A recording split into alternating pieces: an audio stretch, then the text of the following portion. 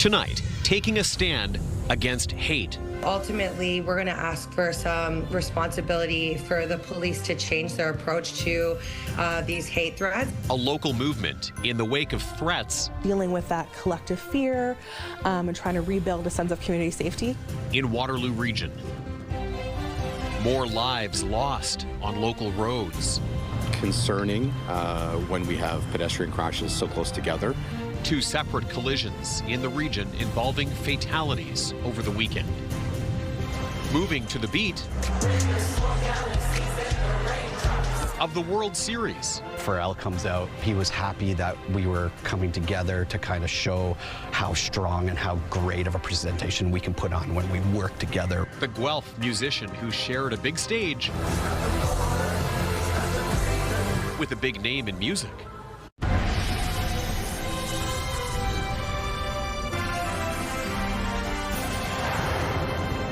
Good evening. We're learning some more about threats that led to changes for some events last week in Waterloo Region's LGBTQ+ community.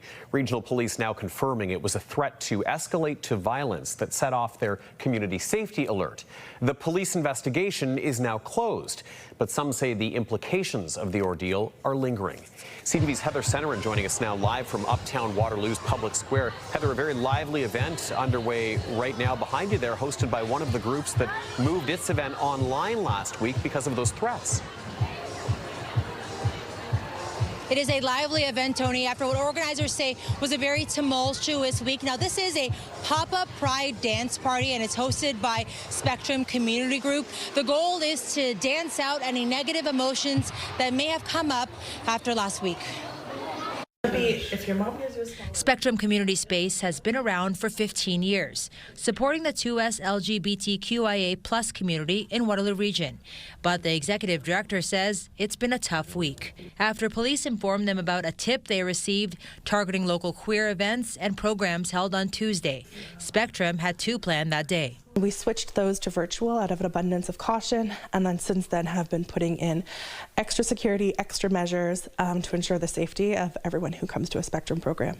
Waterloo Regional Police now confirm there was a threat to escalate to violence, leading officers to contact groups like Spectrum who were hosting events that day. It was very vague, which I think made it more ominous. But too vague that the investigation is now closed. Police say the lack of evidence is to blame.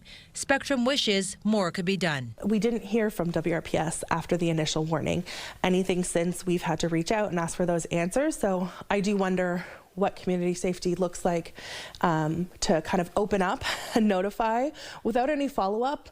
Susie Taka says it falls on community groups to manage the next steps, but says it's hard to take it all on by themselves. It still unleashed a lot of fear, rightfully so. And so in terms of dealing with that collective fear and trying to rebuild a sense of community safety, that's what us and other groups on the ground have been trying to do. The threat also led to the formation of a new group called No Space for Hate KW, who have their own thoughts on how police handle the situation. So ultimately, we're going to ask for some responsibility for the police to change their approach to these hate threats. It felt like they didn't really do anything at all when they were told about it. Police say they take any threat of potential violence or harm very seriously and investigate thoroughly to ensure the safety of those in the community.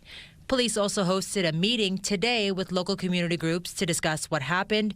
No Space for Hate says they were invited, but said it was too last minute. We didn't feel like there was enough time or transparency for people or even ourselves to get our notes together and properly represent everyone in the community. You know, we also didn't want it to rush to be a closed-door meeting. Police say they are still asking for more information, and if people come forward, the investigation will be reopened. Spectrum's event here wraps up in around 30 minutes. Meantime, the group No Space for Hate is hosting a walk on Thursday. It starts at, on Wednesday. It starts at 6:30 at Victoria Park in Kitchener and ends at WRPS's Central Division. Now, that event is meant to raise awareness for everything that has happened in the last week. Tony. Okay, CTV's Heather Centerin live with us in uptown Waterloo. Heather, thank you.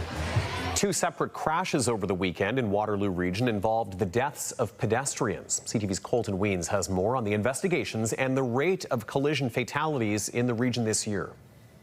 A pair of fatal crashes involving pedestrians are under investigation. Waterloo Regional Police say a 60-year-old woman from Cambridge was hit by a pickup truck in Cambridge late Friday night. It happened along Christopher Drive near Champlain Boulevard just after 11:15. The woman was pronounced dead at the scene, while the driver was not injured. The investigation is still in its infancy. We have a significant amount of follow-up investigation to do, and we're looking for anybody who may have information regarding the collision. Then Saturday afternoon, a 66-year-old man from Wilmot was hit by a motorcycle while walking near Wilmot Centre Road near Bleams Road around 4:35. He later died in an out-of-region hospital. The 34-year-old motorcycle driver was not physically injured. Police say in both incidents, the drivers remained at the scene. Certainly charges are always a consideration, and we'll have to make determination as the investigation moves forward. Police say the 5-year average is 11 fatalities on Waterloo Region roads by this time of the year. But after this past weekend, there's been a total of 13 fatal crashes in the region, which have resulted in the deaths of 14 people. Obviously, we all share the same road, and that we obviously need to be all aware of each other, recognize what's going on in your own surroundings, obey the traffic laws and the rules surrounding that, and hopefully we'll be able to share the road safely. Police are still investigating both fatal incidents on the weekend and are asking any witnesses or anyone with information regarding the collisions to contact police. Colton Weens, CTV News. A dog died in a fire at a home in Brantford this morning. These photos submitted to us show flames running up the side of the house on Maitland Street. Firefighters were called to the scene just after 7:30 this morning, bringing it under control in about an hour. The acting deputy fire chief tells us everyone made it out safely, though some people were treated for smoke inhalation. The cause of the fire is under investigation. Time for a first check on the weather. Let's head over to Alex Pinto in studio with all the details. I gotta say, before we get into what we're expecting this week, yesterday, a stunner. And with leaves, the color change at their peak, it was just a perfect combination. It was a perfect fall day, I think many would argue. Nice and cool, but that sun shining was absolutely beautiful. And like Tony mentioned too, enjoying the peak fall colors that we are experiencing now. And we've been getting so many great submissions. So thank you for sending those. We love seeing all of that fall foliage out there. And we are going to be doing a nice photo album over on our website, ctvnewskitchener.ca as well. In terms of current conditions, you may have noticed a little bit of that sun out there today, but quite a bit of cloud cover for the afternoon. Right now, though, as we look for the rest of the evening, mainly clear conditions expected. Getting into the overnight is when we could see a little bit more cloud cover start to build up. Temperature-wise, 8 degrees here in Kitchener-Waterloo. Our expected daytime high was 10. We have not hit that at this point. Not sure we're actually going to hit that daytime high today. 11 in London, 13 in Sarnia, 11 in Ridgetown. So slightly a little bit warmer if you are in more of the southwest portion. But yes, definitely back to those seasonal conditions. And you may have noticed, of course, the frost out there this morning. Maybe you had to scrape your car off a little bit. We're going to take a closer look at just how cool it could get this week and when we could see the chance for a bit more wet weather a little bit later. Tony. All right. Thanks, Alex. Prime Minister Mark Carney is answering questions for the first time since U.S. President Donald Trump terminated trade talks with Canada over Ontario's anti-tariff ad. CTV's Judy Trin is traveling with the Prime Minister in Malaysia and has the latest. Official handshake. The Prime Minister began his day with a meeting with Malaysia's Anwar Ibrahim, the fourth leader from Southeast Asia that he has sat down with at ASEAN. But the one-on-one he needs is slipping out of reach. Whether it's provincial or Canada itself, they all knew exactly what the ad was. I don't want to meet with them. No, I'm not going to be meeting with them for a while. Mark Carney revealed he has not spoken to Donald Trump since the U.S. president broke off trade talks on Thursday. Trump ended negotiations over an anti-tariff ad that the Ontario government commissioned, just as the federal team was close to getting tariff relief for steel and aluminum. The Prime Minister was asked if he was upset with Doug Ford. You can get unexpected twists and turns, and you have to keep your cool. We had made progress, to repeat.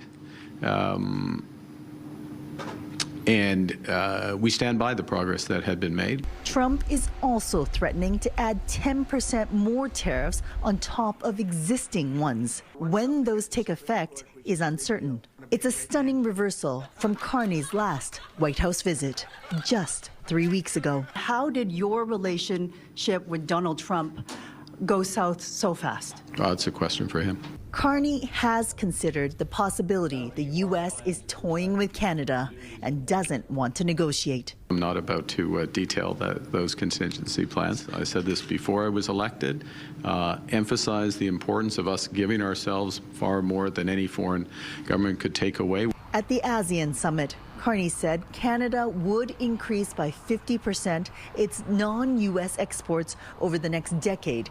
That would amount to $300 billion. Trump may not want to sit down with Carney, but the president of China does. Xi Jinping and Carney will have a bilateral meeting in South Korea. The two leaders want to recalibrate the relationship between their two countries. Judy Trin, CTV News, Kuala Lumpur. And Premier Ford is defending the anti-tariff ad, calling it a major success. CTV's Siobhan Morris has that. On the floor of the Ontario legislature. It was the most successful ad in the history of North America. In interviews on American TV. I don't regret it at all. Premier Doug Ford unrepentant about an anti-tariff ad featuring the voice of Ronald Reagan that's derailed trade talks. Well, as we say, mission accomplished. It was done. They're talking about it in the U.S., and they weren't talking about it before I put the ad on. Ford says the goal was always conversation. He doesn't buy Donald Trump's reasoning for cutting Canada off. It's not about the ad. It's about finding every excuse in the world not to get a deal. From the Prime Minister, a word of caution. I would suggest you take the president at his word. Mark Carney stresses that in talks with the U.S., there had been good progress on steel and aluminum. Up until the point of those ads running. No guilt from Ford that progress has stalled. There's no mention whatsoever of auto. I feel like it slipped to the side. I'm going to fight for the auto workers, the steel workers, the manufacturing. The opposition sees this as an unforced error. What they did with that ad, it wasn't smart. There's a good chance Ontarians are going to pay with their jobs. Calling on Ford to worry about the jobs already at risk in the province. And instead, the Premier is focused on an ad campaign that's there to, boost his ego, make him feel like a big guy? We need to be united as Team Canada and not have individual premiers go rogue. Ford insists Carney had seen the ad before it aired, brushing off suggestions he'd been asked to keep quiet. But the Prime Minister wanted to re-emphasize today that it is the responsibility of the Government of Canada to have these negotiations. That report from Siobhan Morris. Well, it's all hands on deck as the Blue Jays look to bounce back tonight in Los Angeles in Game 3 of the World Series. They'll need to win one more game to bring the series back to Toronto for a Game 6. CTV's Adrian Gobriel is in LA talking with those who love Canada's team. Wearing their Canadian pride on their chest, Blue Jays fans have been packing into West Hollywood's Attitude Cafe to soak in the World Series and a taste of home. It's like being at a bar back home. It's actually quite nice. And then, with the poutine and the smoked meat sandwiches and the St. Viator bagels, it starts to really feel like we're in Canada. Born and raised in Montreal's Plateau neighborhood, restaurant owner Sandro Oliverio has opened his doors to roughly 300 Maple Leaf waving Canadian transplants for the first 2 games of the World Series. You can see, cheer and joy in people's faces. It's a very comforting feeling. It's sort of like watching a movie with your favorite blanket on. Los Angeles is home to the largest population of Canadian immigrants in the United States. Roughly 16% call the state of California home. During this challenging time for U.S.-Canadian relations, Oliverio believes the World Series has served as a welcome reprieve for expats who now call Los Angeles their home. I'm excited for Canadians that we have something to cheer for as a unity of citizens from Canada. Sandro Oliverio expects more than 100 crazy Canucks to pack his cafe in West Hollywood again tonight. Now, more than 56,000 are expected in attendance here at Dodger Stadium. But no matter where fans are taking in Game 3, it's expected to be packed with patriotic pride. Adrian Gobriel, CTV News, Los Angeles. And Adrian's going to join us live from Dodger Stadium a little later in the show. But first, a Guelph music teacher got to experience the start of the World Series from the field. Centennial Collegiate's Eric Froats was part of a star-studded lineup performing alongside musician Pharrell Williams ahead of Game 1. CTV's Hannah Schmidt live now with more. Love this story, Hannah. Eric actually told you about this entire experience from start to finish. What did he have to say? Well, Tony, he described it as electric, saying while it was a bit of a hectic week, balancing his educational duties with numerous rehearsals, he says he would do it all over again. Let's go Blue Jays! Let's go Blue Jays! A Guelph music teacher traded the classroom for the big leagues, taking his passion for percussion to one of Canada's biggest stages, performing alongside Pharrell Williams and gospel group Voice of Fire in front of thousands. Every single person in that stadium was ready and wanting to be there and ready for what was going to come and wanting the best for everything.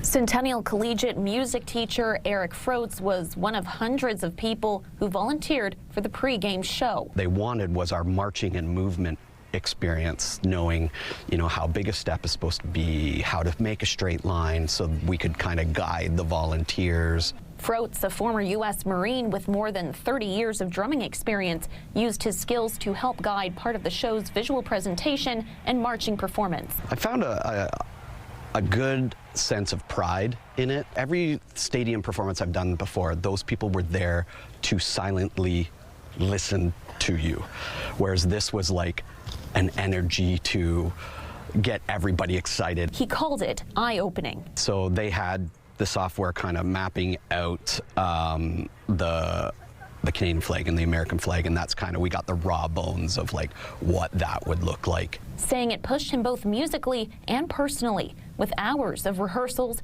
in the days leading up to the game. I didn't see my whole family. Like, I came home when they were asleep, and I woke up before they woke up. It went down exactly the way we intended it. People are happy about it. A grand slam!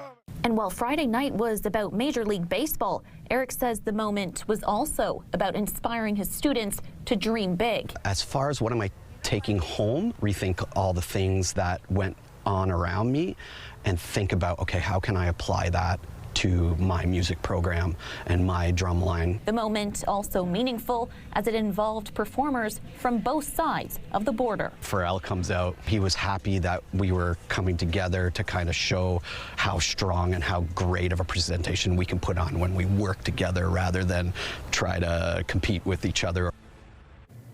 Froats says performing with Pharrell Williams and Voices of Fire was unforgettable, saying one of the main takeaways was the knowledge he gained specifically about larger productions, something he says he will apply in his lessons moving forward. Tony. Great story, Hannah. Thanks so much. CTV's Hannah Schmidt live with us. Kitchener will host a pre-tournament game in the lead up to this year's World Junior Hockey Championship. Canada and Sweden will play each other at the Kitchener Memorial Auditorium December 17th. Tickets went on pre-sale today. They'll open to the general public on Friday. After, the two teams will head to London to play another exhibition game there December 20th. The 2026 World Juniors is in St. Paul and Minneapolis, Minnesota, beginning Boxing Day. Sign up for the CTV Kitchener newsletter and start your day in the know. You'll get the day's top stories, the latest forecast, and some must-see videos. You can sign up at ctvnewskitchener.ca. Falling leaves, falling temperatures, and flu season. Coming up, it is that time of year when respiratory viruses make the rounds. Ashley Bacon has more on the vaccine rollouts that are underway. Also ahead, the hunger crisis deepens. The new report showing just how many Canadians need help feeding their families and the reaction from local food banks. Tracking Hurricane Melissa, when she can make landfall, and the latest impact that we possibly could see. That's coming up in your full forecast a little later. Download the CTV News app and stay on top of local stories as they unfold. We go to a dramatic scene unfolding. Customize your feed and watch live wherever you are. ctvkitchener.ca, your home for news.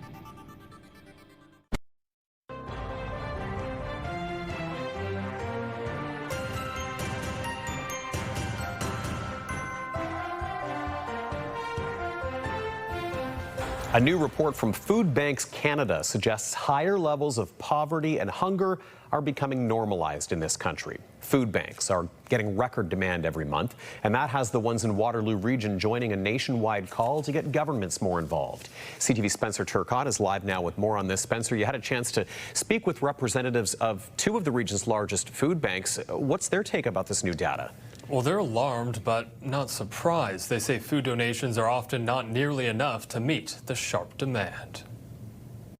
It's no secret Canada's food banks have seen an alarming rise in the number of monthly visits over the last several years. Now, a new report from Food Banks Canada has the data to back that up. This year, Canada's food banks saw monthly visits near 2.2 million, almost double since March 2019. This is becoming the new normal in Canada, and it can't be. At the Food Bank of Waterloo Region, we're seeing a 160% increase in food bank visits since 2019. And having a job isn't a safeguard against food insecurity. The Hunger Count report shows nearly 1 in 5 food bank clients are employed, something seen at the Food Bank of Waterloo Region too. 80% of food assistance participants in Waterloo Region are employed, but still can't make ends meet. People are having to dig into their savings. And it's showing how it's becoming normalized, and poverty and hunger is becoming normalized because people have little choice at this point. The Cambridge Food Bank, meanwhile, is highlighting a worrying trend seen in the report, the growing number of children accessing their services. More than 30% of our visits are on behalf of children. We served 1,800 children in 2019, and this year so far we've served a little over 3,000. That's an increase of 74%. Cambridge Food Bank CEO Diane McLeod says while the report may be upsetting, it opens the possibility for necessary discussion. It allows us to have conversations with our local governments, our provincial and federal leaders, our funders, and our community, showing that we really are in an affordability crisis. Something echoed by the Food Bank of Waterloo Region CEO Kim Wilhelm, especially considering donations are not coming close to meeting the demand. The Food Bank of Waterloo Region purchased $2.1 million of food, which is a 48% increase over 2024. And a 466% increase since 2021. And while food banks are here to ensure the community doesn't go hungry, they want to get back to a point where their involvement is a short-term emergency rather than a long-term reality. And Food Banks Canada says there are encouraging signs in advance of the federal budget, like promising to support the country's most vulnerable by making the National School Food Program permanent. Tony. All right, Spencer Turcotte live with that report. Spencer, thank you. As we inch closer to winter, the province is ramping up the rollout of vaccines for COVID and the flu. As of today, everyone is eligible to get a seasonal shot. CTV's Ashley Bacon has more. Sniffles, coughs, and fevers, familiar symptoms for many people as cold and flu season gets underway. Now Ontario is rolling out COVID-19 and flu vaccines for everyone. Starting today, anyone, as long as you're 6 months of age or older, you can get it. People here, especially in Kitchener, that they're happy to get the vaccines even after all this vaccine fatigue that we got from the past few years. High-risk groups have had the opportunity to get their shots for a while, with local pharmacies seeing an uptick in people looking for protection. Seen a few people asking about COVID tests, so I can tell that it's been going around a little bit in the past few weeks, and that's why people are asking about the COVID vaccine a little bit more this season than the past seasons. Many people opting to get both vaccines at the same time. So the vaccines are completely safe to get at the same time, the flu and COVID. We recommend that's the best way to go, often because people forget to go back. And so then you end up missing one shot or the other. David Aoki says getting a vaccine is a good preventative step to take now, with peak COVID and flu season still a few weeks away. We generally see it starting in late November, early December, kind of. So that's why it's important to get the vaccine now. Give it time for your body to develop that immunity. The recommendation coming with a reminder about the importance of general hygiene to help stop germs from spreading. Washing your hands frequently, covering your cough and sneeze, staying home when you're sick to prevent spreading it to others. Most pharmacies have walk-in options with no appointment required ahead of time, but if you're unsure, call ahead. Ashley Bacon, CTV News, Kitchener. A live look from uptown Waterloo. Some clouds rolling in, but we did have a pretty nice sunny day today for the most part. Temperatures getting cooler though. Alex joins us with the full forecast in a few minutes.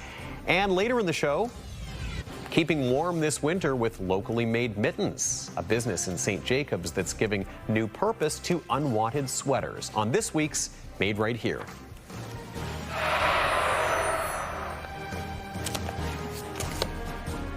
When you see it happen, send it to CTV News. Text 10400. From your screen to ours. Text 10400.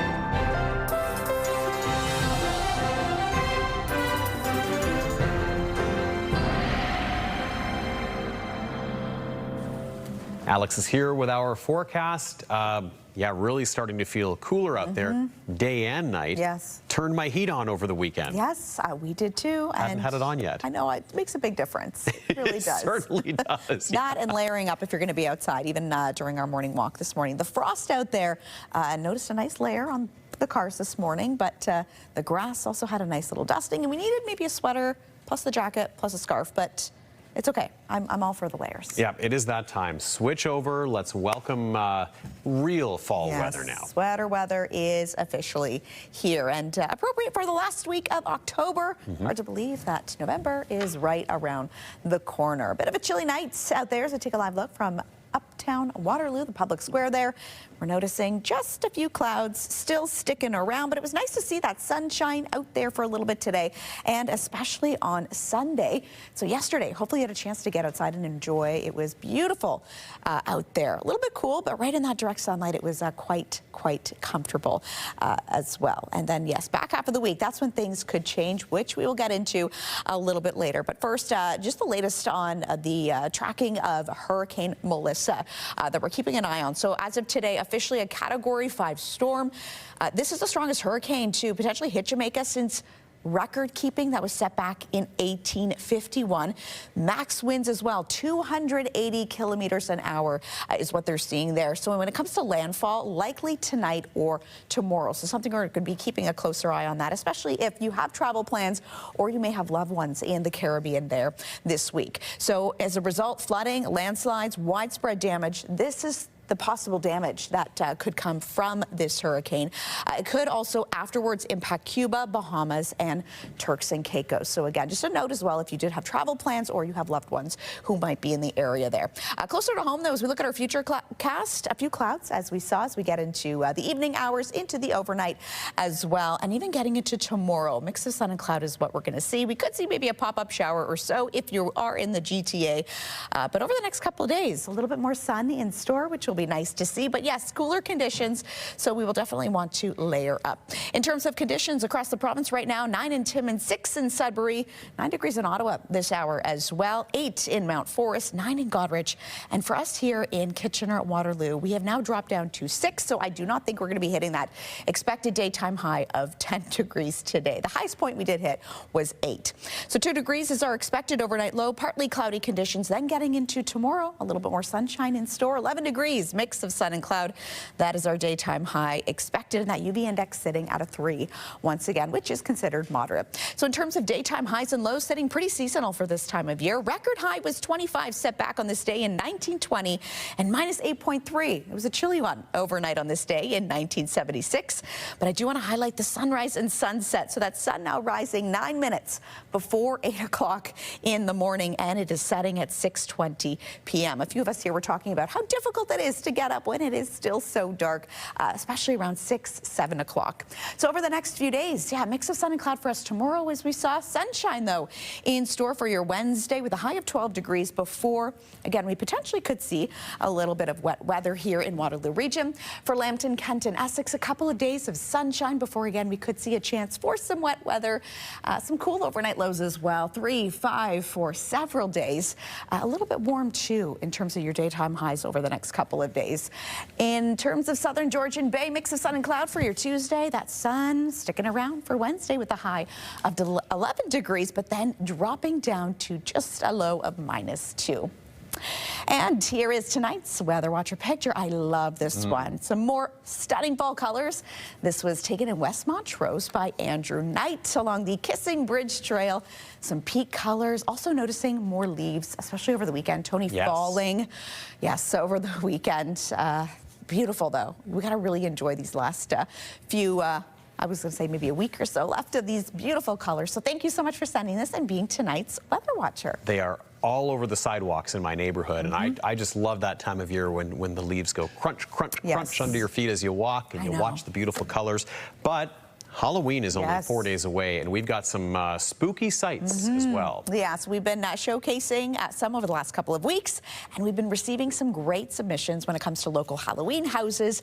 They've, of course, been updated over on our website, ctvnewskitchener.ca. We have an interactive map over there, but we, of course, want to show a few here tonight as well. So starting with one from Jack at 550 Red River Road in Waterloo. So it looks like you're walking right into a haunted house here, a graveyard. We got some nice lights. Quite the display. Love it. I love how interactive they are. Nicely done. Vicki sending us a video of her spooky display on a Blackhorn Crescent in the city of Kitchener. The video showing the transformation. And Vicki says so. Smoke machine, noise machine, some interactive displays. Those still need to be added, but like you said, Tony, 4 days till Halloween. So Vicki's done a great job working with the natural features in her yard there, too. I like it is that. amazing. Finally, this submission from Rick at Red River Drive in Waterloo. This is pretty neat. A lot of work goes into these, and I'm very curious how many hours and maybe weekends go into just setting up these displays, because kudos to you. I don't have any. I will admit to that's a lot of work. People have done great work on their homes. Yes, love this. I know. And yes, the countdown is on. Please send us your photo of your home all decked out. CKCO Weather at bellmedia.ca. We are going to add them to our online Halloween map so you can help some trick-or-treaters make their routes, and maybe they'll stop by your house. And again, online, ctvnewskitchener.ca. They've been great to see. They have. Perfect. All right, Alex, thank you for that. And next, calling in outside help to carve out a township budget. CTV's Jeff Pickle tells us why Wilmot is hiring an accounting firm.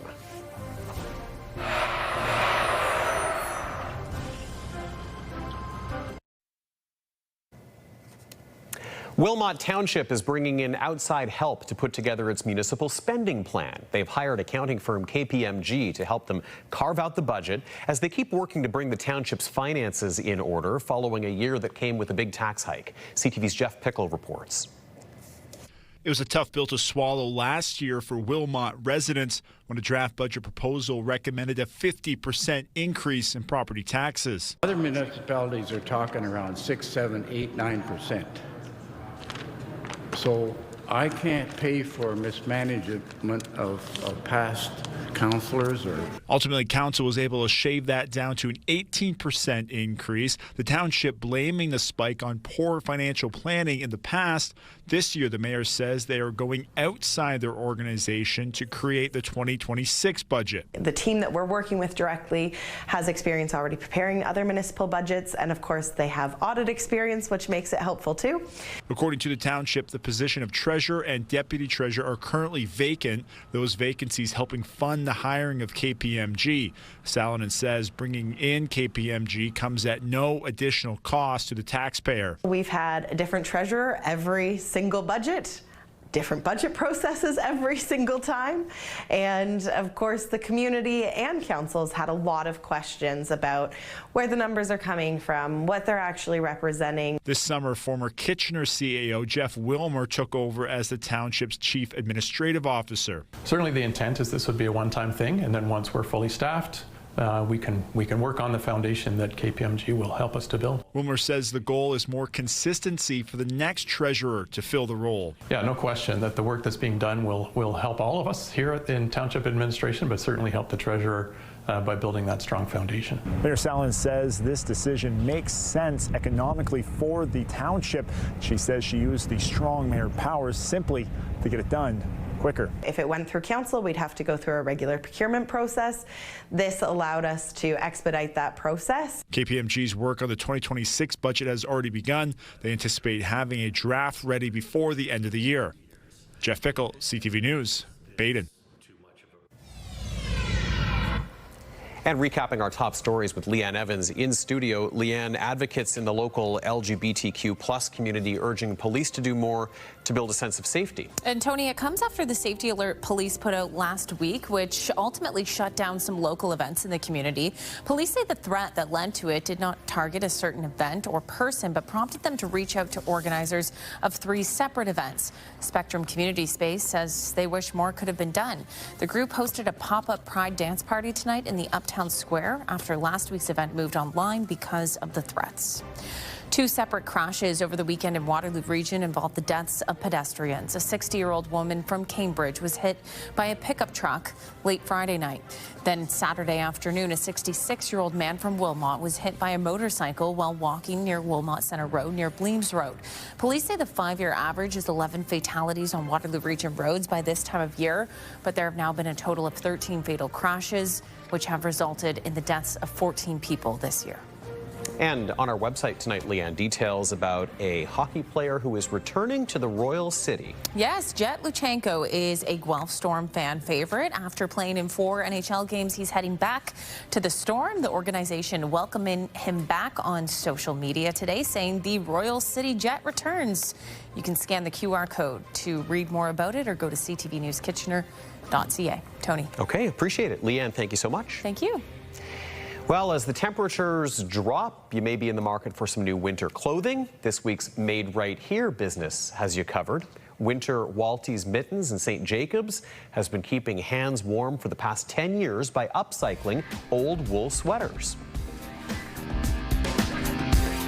Hi, I'm Christine Walters. I'm the owner of Winter Walties. I make upcycled sweater mittens out of reused sweaters. So I've been doing this for 10 years. I learned how to do it from my cousin in Calgary. Thrifting is very big in our family.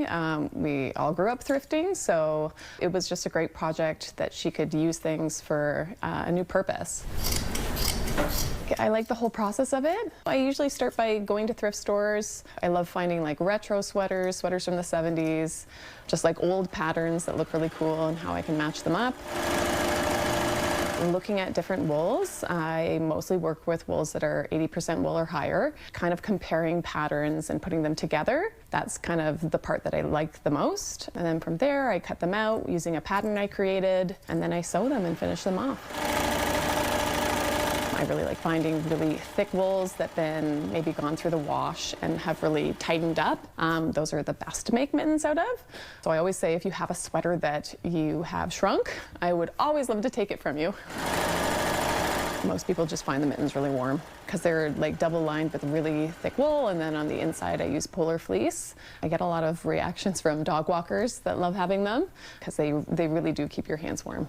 I really enjoy when people bring sweaters to me that have been really important to them or their families, and they asked for me to make them a pair of mittens out of it, and then they can pass it on to loved ones. It's really nice to be able to do that for a family that needs to commemorate somebody, or if somebody's going away to school and they just want to have some kind of keepsake from their family. It's really nice to be a part of that, and then that memory can kind of live on.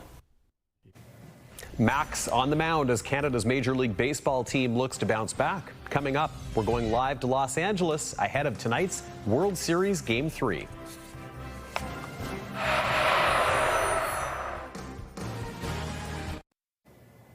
A Toronto man's big bet on his favorite teams, including the Blue Jays, has paid off in a big way. He's $100,000 richer after correctly picking several winners. CTV's Allison Hurst has that story.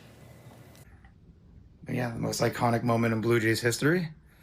And maybe we're going to have one more that we right alongside it. Max Wolfish has a collection of Blue Jays memorabilia that's nothing to shake your head at. On his big day, they had to show his most iconic moment. And there's one thing this season ticket holder didn't bobble. This bet, turning $93 into a little more than $100,000. It still feels like so surreal that this actually happened. In November 2024, Wolfish made the bet on his favorite teams, choosing the Philadelphia Eagles to win the NFC Championship. Fly, Eagles, fly to Super Bowl 59. They did. He chose Canada to win the Four Nations face-off. They did. He chose the Leafs to win the Atlantic Division. The Leafs have won the Atlantic Division. They did. And finally, he chose the Blue Jays to win the American League Championship. They did, and Wolfish was there to see it happen. What a win, what a moment. I was kind of just sat there in disbelief for like 10 minutes, and then I was like, I gotta go downtown. The couple isn't taking the windfall lightly. A good part of it's gonna go into investments. But they are going on a trip to celebrate. We did book a trip to go to Vegas, not to gamble it all the way, but to go see the Leafs beat Mitch Marner and the Knights in January. And we'll see. I bought my dog some toys and shoes. Throughout the year, he was realistic about the unlikely odds. I'm not here to promote gambling. Everybody can do this. I was very at peace to lose the $93 if it didn't work out. But chose 93 to give him some luck. My late father, he was a big fan of the Leafs, and his favorite player was Doug Gilmour, who wore number 93. So I remember as a kid going to watch his men's league hockey games, and he'd wear 93. And to this day, that's the number that I wear when I play my sports. Wolfish says when it comes to the Jays, the job's not done. He hopes to see them win the World Series. Allison Hurst, CTV News. Let's check in with Alex over at the weather wall.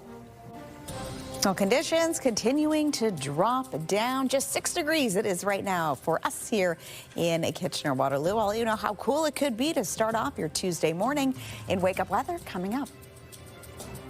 Stick around for Tracker right after CTV News at 7, then at 8. It's The Voice before another episode of Tracker before CTV National News. Okay, off to Los Angeles we go now. The World Series has shifted to LA. The Blue Jays looking to bounce back after that tough Game 2 loss to the Dodgers on Saturday night. First pitch for Game 3 in just over an hour. CTV's Adrian Gabriel joining us live outside Dodger Stadium. You know, Adrian, this series is tied, so I mean, statistically this is important, but you got to think psychologically this is a really important one to win for the Jays and their fans as well.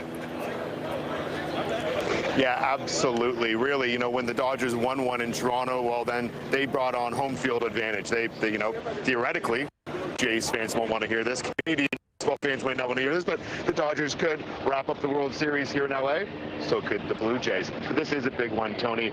You know, just walking into this ballpark, it feels intimidating. It's iconic. It's the third oldest ballpark in Major League Baseball. As you can tell, it is shining here in California. We'll have to wait and see if the sun will shine down on the Blue Jays' good fortunes tonight. I was looking at some of the pictures yesterday that you were sharing on your socials, Adrian, and I could just sense that tradition, how steeped in tradition that park is. What a place for the Jays to be playing and trying to go ahead by one game. Yeah, absolutely. Right when you walk into the park, it was my first time at Dodger Stadium. I walked in yesterday, as you just referenced. I took a video walking in, and my first view down at the field, and it really is a beautiful ballpark. You know, it's set here in Los Angeles, and a ton of tradition. And there's a ton of fans here, Tony, from all walks of life. You know, here in LA, there's a large Latino community. 40% of the Dodgers fans are, Hispanic. The Needs fans here, of course, were at the big show with Shohei Ohtani. The Dodgers, the reigning World Series champions. And then there's all the other storylines. Of course, Canada's first time here in 32 years, speaking with fans that have traveled from Vancouver, from Edmonton, from Toronto. There's a real feeling that they are emphasizing, and we've brought back the world in World Series this year. Yeah, and Adrian, speaking of decisions, big one tonight for the Jays. Max Scherzer gets the honors on the mound. Yeah, absolutely. You know, we're really hoping that he can turn back Father Time once again. The Blue Jays manager, John Hader, taking a little bit of a gamble here, a little bit of a risk, wanting to give Bieber an extra day's rest, bringing in Scherzer at the end of the regular season. Scherzer was championship series.